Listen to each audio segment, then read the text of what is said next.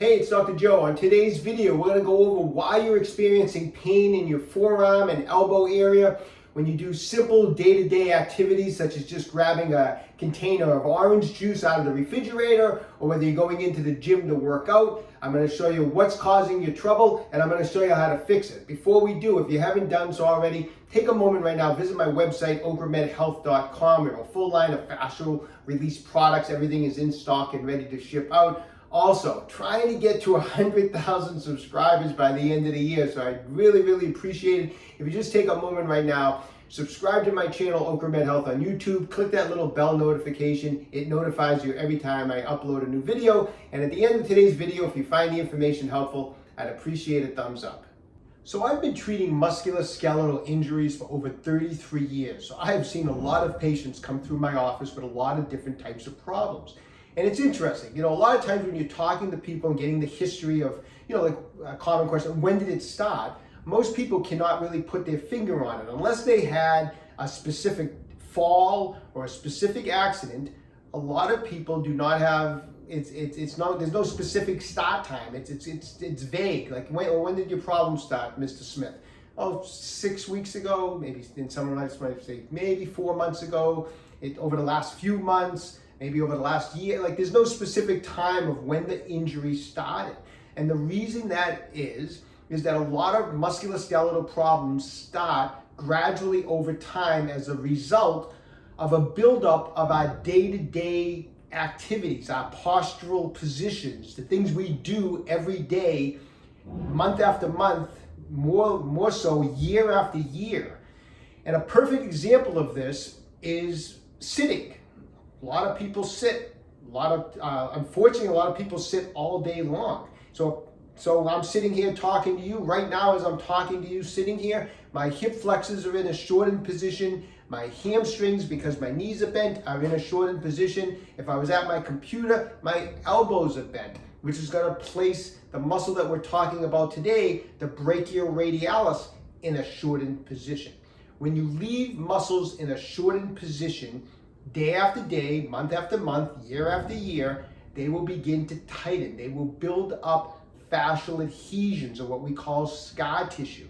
It's a perfect, example of it is if this is a normal muscle, nice and stretchy, when you start building up adhesions in there, some fascial adhesions, you can think of it as just as if you tied knots into the muscle. When I tie a knot into this band, it shortens the band and it takes away its elasticity.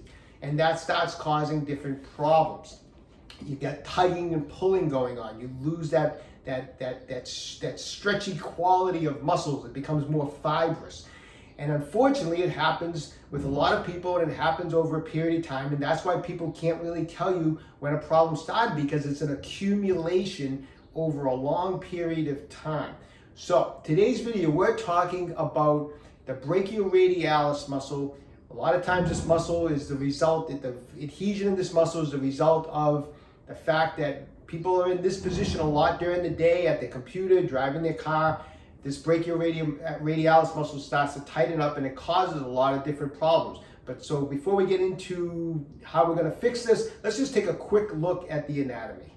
So in order to properly perform any type of myofascial release work, to break up adhesions in a particular muscle, you have to know a little bit about the anatomy and the function of that muscle. It's something you really need to take a couple minutes to understand, okay? We're going to get much better results if we understand the anatomy and the function. So we're talking about the brachioradialis.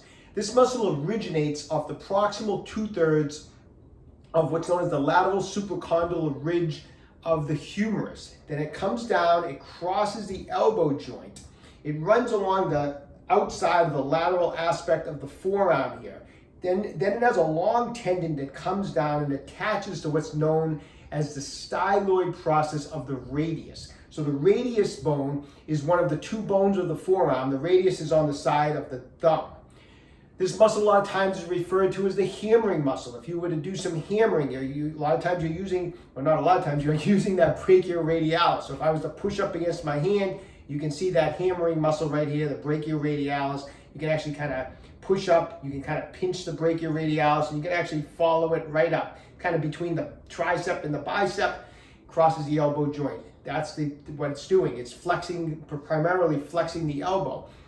Now the bicep obviously is a elbow flexor, but when the bicep is at its peak contraction is when you flex and supinate the elbow. So if I was to bend the elbow, flex the elbow, and then supinate the forearm, I really target the bicep. That's why when people are doing bicep curls with dumbbells, people will say, don't just curl it up, but supinate, and then you really hit the bicep. But when we're flexing the elbow, when the forearm is not supinated, say when it's in a more neutral position, the brachioradialis is actually working even more. So this muscle is working when the forearm is in more of a neutral position, okay?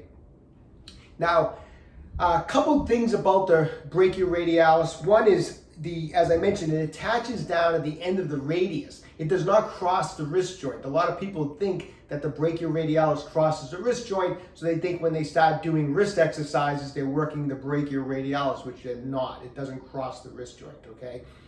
It is a muscle that is, when the elbow is bent, it is in a shortened position, and that's where we run into problems. We have this elbow, the elbow's bent during the day at our desk, in our car, sitting just like this, watching TV. I mean, the elbows are bent a lot. That brachioradialis most of the day is spent in a shortened position. It builds up adhesions. You may not notice it.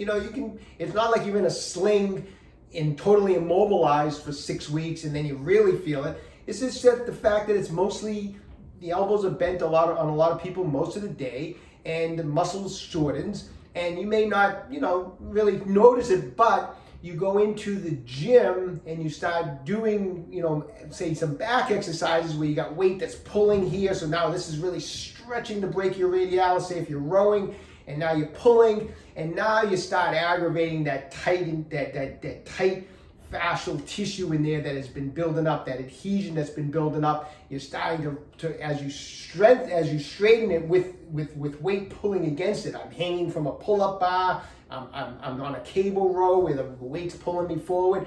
Now that tissue that really isn't that stretchy anymore is getting stretched out, and it starts to cause irritation. And a lot of times where the irritation is, it's through the adhesions, it's through the tendon attachments up in the humerus, the tendon attachments sometimes down here. Sometimes this muscle gets all tended through here. It mimics a lot of times like tennis elbow. A lot of times people come in to tell me that they have tennis elbow because tennis elbow is on the outside of the elbow, which is where the brachioradialis is running. And it's not tennis elbow, it's a brachioradialis issue. The muscle has built up adhesions. So that's why when people run into this problem is the fact that this muscle is left in a shortened position, it builds up adhesions. We go to use our arms to do different things, even if it's just things around the house. If we're lifting up a sofa or we're picking something up, we straightened our arms and we're stretching the brachioradialis as we're doing it, and that tissue doesn't want to stretch. So what we're going to do today is I'm going to show you how to take that brachioradialis, all that fascial adhesions, I'm going to show you how to break it up and restore normal elasticity to the brachioradialis muscle. So some of the techniques we're going to go over today, I'm going to be using some fascia release tools that are very helpful. If you don't have any fascia release tools such as spiky massage balls or anything like that, I'm going to show you how to use your thumb to help do some of the work, okay? So always make sure that the muscle we're targeting is warmed up. So never do myofascial release work first thing in the morning, right out of bed, or say if you've been sitting at your desk all day and you've been, your elbows have been bent and you have very little blood flow obviously into the brachioradialis. That's not when you start doing this type of work. Make sure you're warmed up. So move around, just any motion just to get the blood flowing. One thing I find that's very helpful a lot of times before I do fascial release work, I'll break out what's called the Game Changer from Ocramed Health. It's 2 massage balls that spin around on a nice handle that you can grip, and I'll use this to stimulate blood flow before I do any deep fascial release work. So if I'm using it on the brachioradialis muscle, I'll just run it up the forearm on the brachioradialis muscle. I'll run it up in the arm itself, go all different directions, go back and forth in this way, go up and down here. That brachioradialis is in between that bicep and tricep, so I'll dig in between. I'll come down the forearm and all the way down. And I'll do this for a couple minutes just to get blood flow. I mean, ideally, what I like to see is when I'm done doing work with the game change, I just want to see a little pink color, pink tone to the skin. It means I've generated some blood flow and it's warmed up. Now we're going to do some work in there to try to stimulate a little bit even more blood flow and start breaking up some of the adhesions. Now, you don't have anything at your house. I mean, if you have just a plain tennis ball, a lacrosse ball, it's better than nothing. You can use your knuckles of your hand and just get in on that brachioradialis. The muscle fibers are running this way, so we're going to do some cross friction massage. And I'm going to go in this direction. So the muscle fibers are running this way, and I'm going to go this way, okay? So I'm going to go back and forth. Now, remember, you can flex the muscle to see where it's located. The muscle is mostly in here. Like I said, it does attach all the way down here, but this is kind of like a very long shoestring type tendon. So really the most of the muscle is here, and so I'm going to try to get in this area right through here, okay? Just back and forth.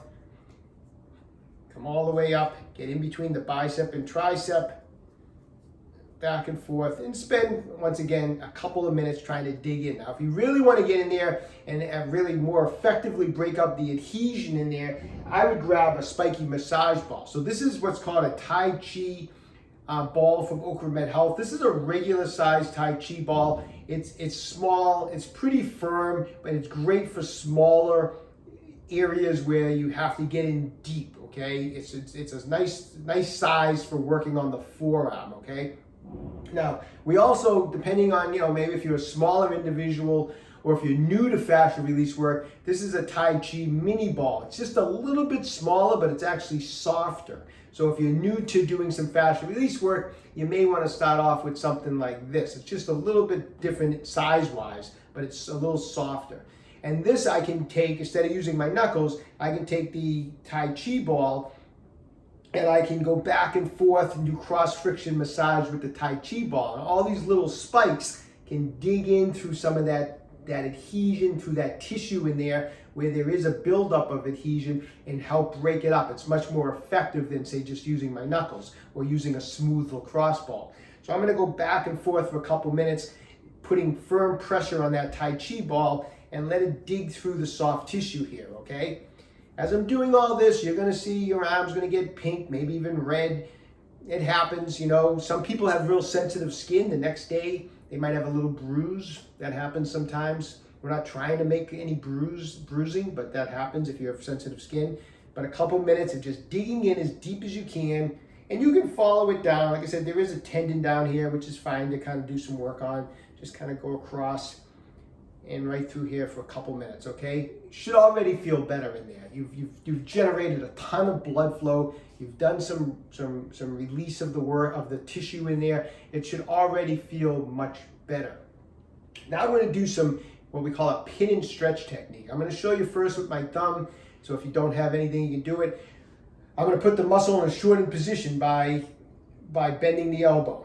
So the brachioradialis, if you're not sure where it is, like I said, every time you're not sure where it is, put one arm on top of the other and flex that elbow. It pops up. That's the brachioradialis. So I have it in a shortened position. I'm going to take my thumb, I'm going to put it right on that muscle. I'm going to push into the muscle, and I'm going to push right towards my elbow. So I'm pushing down and towards my elbow. So I'm trapping the tissue, and from this position, I'm going to keep driving my thumb towards the elbow as I just straighten out the arm. So I'm going from a shortened position to a lengthened position of the tissue. I'm pinning it. It's going to help take adhesions and just kind of basically pull it apart in there. More effective way, once again, we can actually use, instead of our thumb, we can use this spiky massage ball. Flex the elbow. Put the spiky massage ball on the tissue. Push it in with your thumb. Hold it with maybe between your thumb and your index finger. Push in and push towards the elbow. And now again, straighten out the arm as you have that firm pressure, and try to almost, as you lengthen the muscle, you're dragging that ball up the muscle a little bit. So I'm here, I'm pushing in, I'm dragging that muscle right up the brachioradialis towards my elbow like that. So do a few times in one spot, then move the ball up a little farther up on the muscle and just repeat. Push in Start to lengthen the muscle, and as you do, not only am I pushing in, but I'm trying to pull in this direction, you know. So I'm in here, now I'm up a little higher, and I'm going to do this a few times in that spot. Now get a little bit above the elbow joint here, because this muscle crosses the elbow joint. Push in and pull towards the shoulder now, so I'm pushing in, pulling up, and again, straighten out the arm to lengthen that tissue, just like that. This is why the importance of knowing some anatomy and some function. When we're doing pin and stretch, we need to know where to put the ball. We need to know the function, that fact that when the elbow is bent, it's shortened. When you stretch out the elbow, extend the elbow, the muscle lengthens. So that's like a great pin and stretch technique you can use all the way up the brachioradialis. So every spot, do it, say 5 times, move up an inch, another 5 times, and go all the way up into between the bicep and the tricep to do the rest of the fascial release work. How often should you do this fascial release work? You can do it daily. If the following day it's sore or tender from the work that you did, skip a day. What I would recommend is if it's a new injury and you're new at doing this type of work, go very gentle at first, you know, very light pressure. See how you feel the next day. Feel okay? Go a little deeper the next day. So I would work on this. Remember, this is something that has built up over years. Do not expect this to go away in 2 sessions. It may feel better after you do it, which is awesome, but it's probably going to tighten back up over the next day or so. So that's why this is something that you want to work on consistently over the next 4, 6, 8 weeks. And that's how long it can literally take.